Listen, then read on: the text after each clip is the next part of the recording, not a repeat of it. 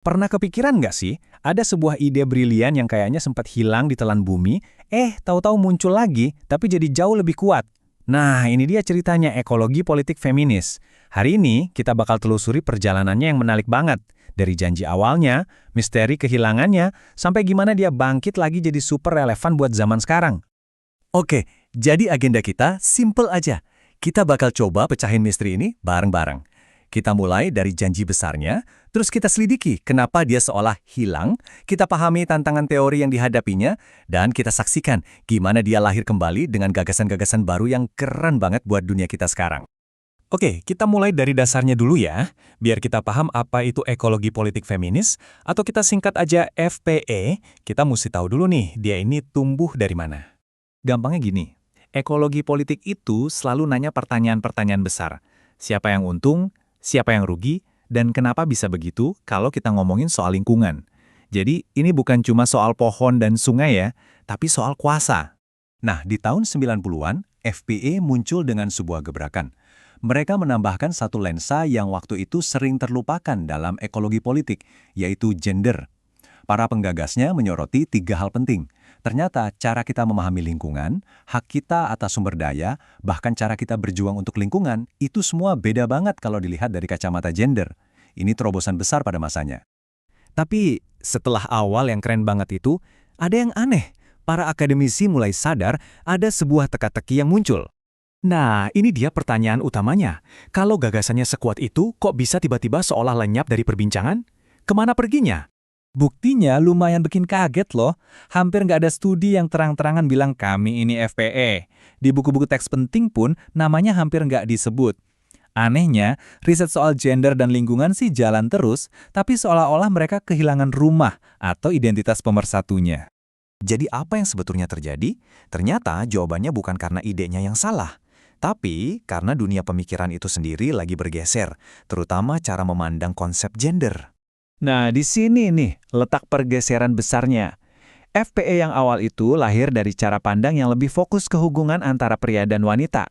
Tapi muncul gelombang pemikiran baru yang bilang, tunggu dulu, gender itu jauh lebih rumit dari itu.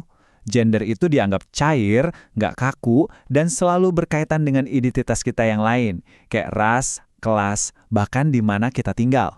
Goncangan pemikiran ini kan bikin dilema besar. Gimana coba mau meneliti gender dan lingkungan kalau konsep gendernya sendiri aja lagi dipertanyakan?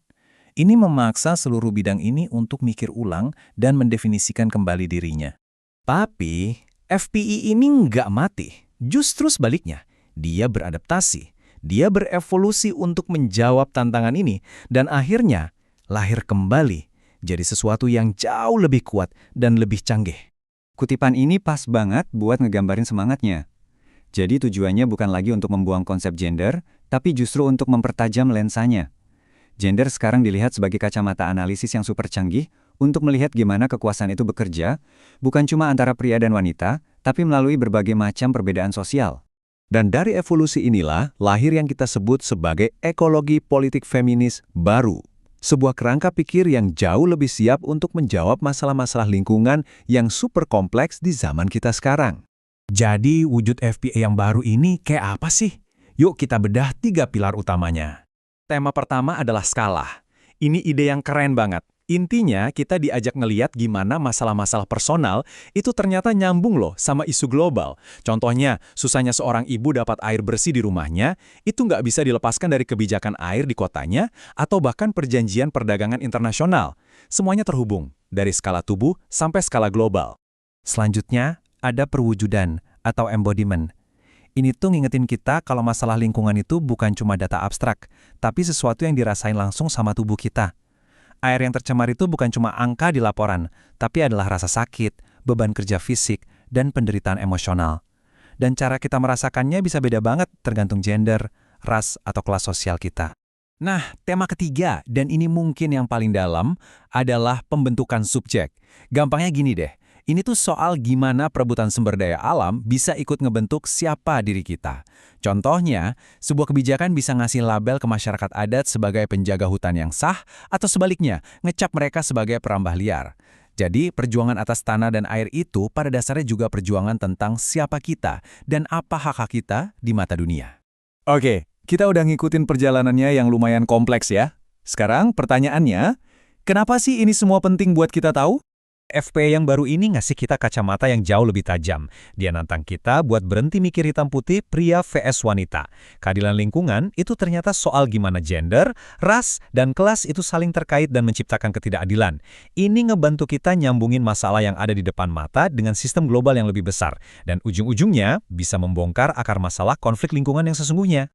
Oh iya, sebagai catatan, seluruh pembahasan kita kali ini terinspirasi dari artikel penting oleh Rebecca Elmhurst di jurnal Geoforum. Jadi buat Anda yang mau mendalami lebih jauh, artikel ini sangat direkomendasikan. Sebagai penutup, saya mau ninggalin satu pertanyaan buat kita renungkan bareng-bareng. Dengan pemahaman baru yang lebih kompleks ini, kira-kira gimana sebaiknya cara kita memandang dan mengatasi konflik lingkungan di sekitar kita? Mulai dari krisis air, sengketa lahan, sampai perubahan iklim.